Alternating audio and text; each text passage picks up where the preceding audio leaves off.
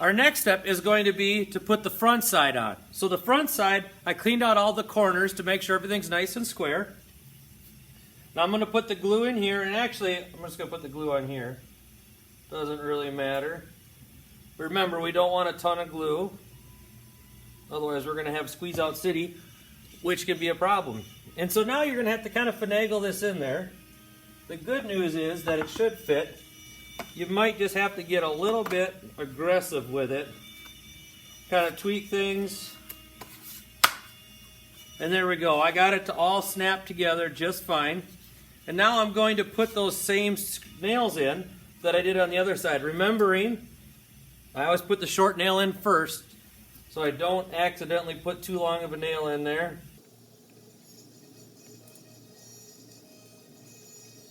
Hold this end flush.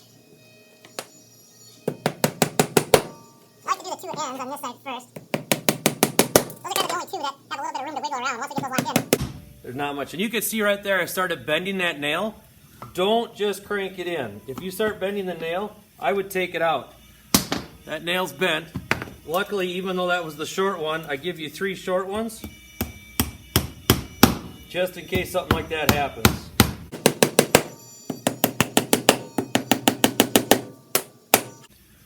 We're now ready to start putting the bottom together. One thing that I've done on the bottoms is, it's hard to see, but with a pencil I put a mark here and here. That's right in the center of this piece. And I put a mark here and here, right in the center of this piece. What that's going to allow me to do is to get a nail through my bottom so I don't miss.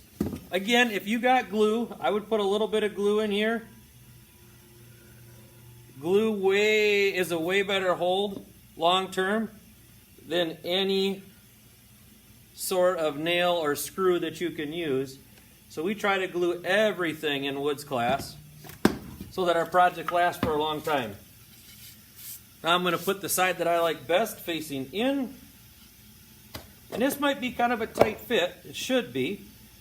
But that should snap right in there. Then I've got these 3 holes. I can put the bottom in on this side.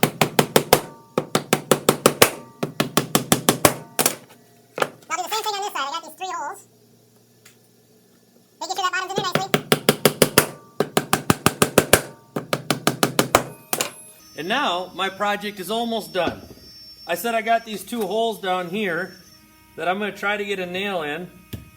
If you want to draw a line on the bottom to connect those 2, you can. I also like putting this down here.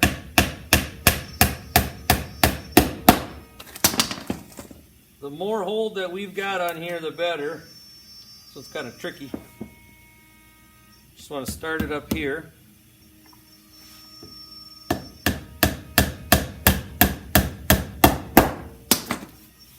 Okay, now I've got my project all finished.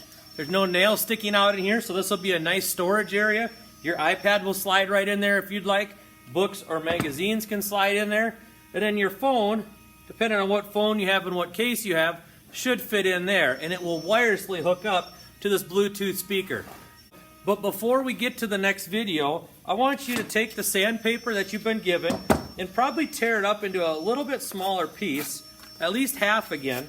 And you're going to want to go through and hit all of these edges on the W, around the edges, inside the circles.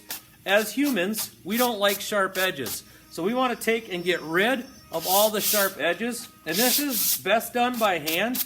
I wouldn't do this with an electric sander of any kind. So we want to go through, get rid of any fuzz from the CNC router when it cut it out.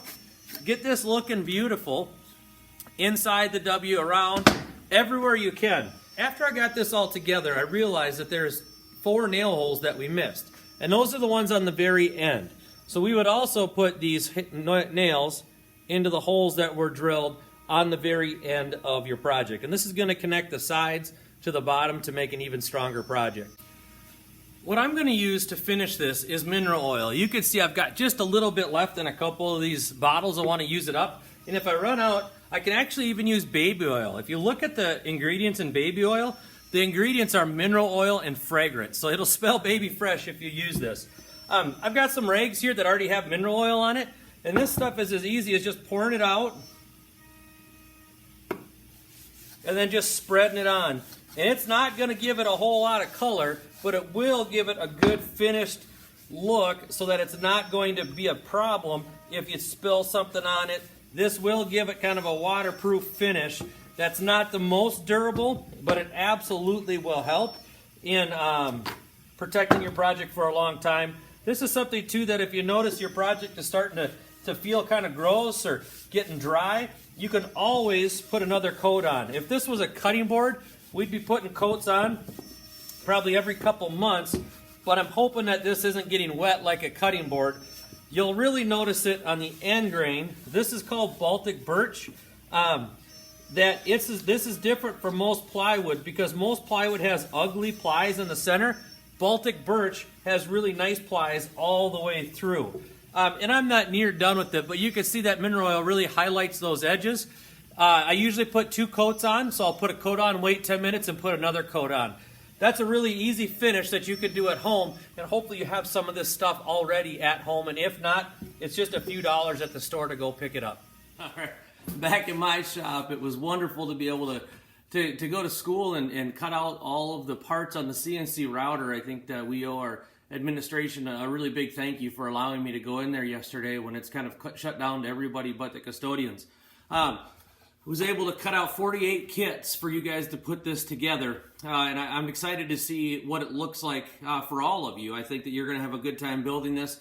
Some of you are probably going to breeze right through this, and some of you are going to say, man, what did Swenson get me into? But the struggle makes the end destination all that much better when you have a beautiful product that's all done. So here's my one that we talked about yesterday. The mineral oil is all dry on this, and now I'm ready to install that speaker.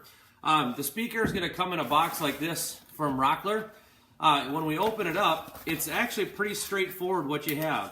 You've got the speaker itself that's actually got a battery stuck right to the back of it, and you got the control panel. Obviously the control panel should go in the back, and you also have a USB cord that you'll use to charge this. Now mine came with some charge, so I imagine you'll be able to use this right away. This should just be a friction fit. So on the front, you'll put the speaker with the wires all the way through.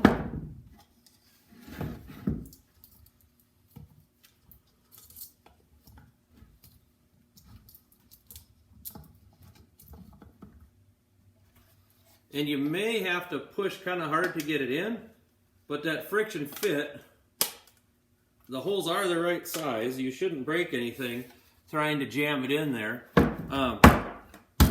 There we go. Mine popped in there a little bit hard, but it's in there. That's probably what we want. And then on the back of this, you're going to see a red and a white female connector. The red plugs into the red. If something's not going quite right, don't force it. You may just have it upside down. The white goes to the white.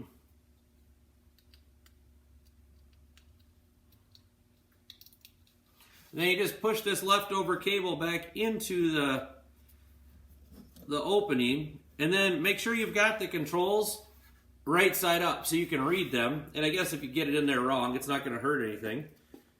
But then we just push this in, putting even pressure on it. Now mine's getting kind of hard.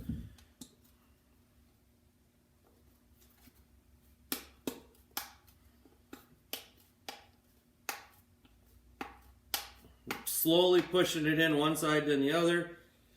It's probably never going to come out now that we got it in. There we go. It just snapped in finally, and so now my back controls are there. You'll see the mini USB. That's to charge this, but we should be rocking and rolling now. We're going to see the middle button is the pairing button, so I'll pull my phone out. I'm going to pair this to my phone. That means we're connected, and let's see if we can get an awesome song coming out of here. And here we go.